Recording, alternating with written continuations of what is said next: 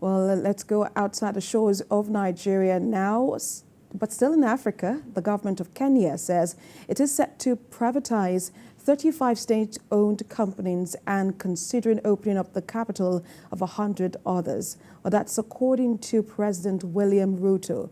He said this on Thursday as the East African country faces liquidity problems and economic difficulties.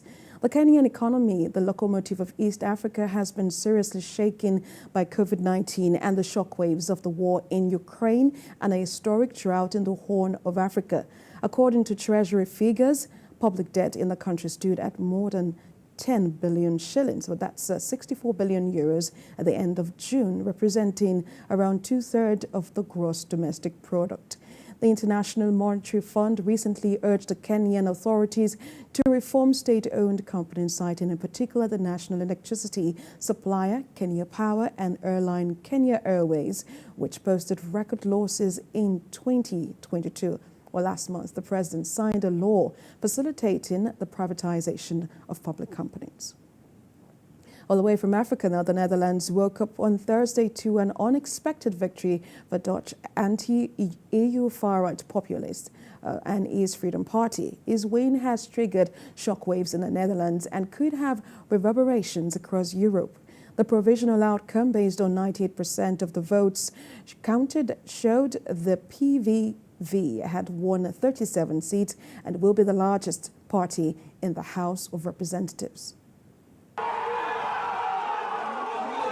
In a shock for Europe, Geert Wilders records a massive win in Dutch elections. After 25 years in parliament, its Freedom Party, PVV, has won 37 seats, well ahead of its nearest rival. At a party meeting on Thursday, 60-year-old Mr. Wilders was cheered and toasted by party members in a room crammed with TV cameras. The veteran anti-Islam populist leader says, and I quote, "The PVV can no longer be ignored. We will govern." Zat, we zijn het spuugzat en wij willen. En daar gaan wij voor zorgen dat die Nederlander weer op één komt te staan. En die Nederlander... But to fulfill his pledge to be Prime Minister for everyone, he will have to persuade other parties to join him in a coalition. Its target is 76 seats in the 150-seat parliament. The Green Labour coalition, according to the exit polls, comes in second place with 25 seats during the Dutch elections, after the far-right anti-Islam Freedom Party, PVV, with 35 seats out of 150. Hou elkaar nou even vast. Wij laten in Nederland niemand los. The biggest party of the last decade, centre-right Liberal VVD, has lost a lot of seats in the 150-seat parliament. That leaves them in the third place in the keenly contested election on the new leader, Dylan Yesilgaz. At the last elections, the VVD had 34 seats with Prime Minister Mark Rutte.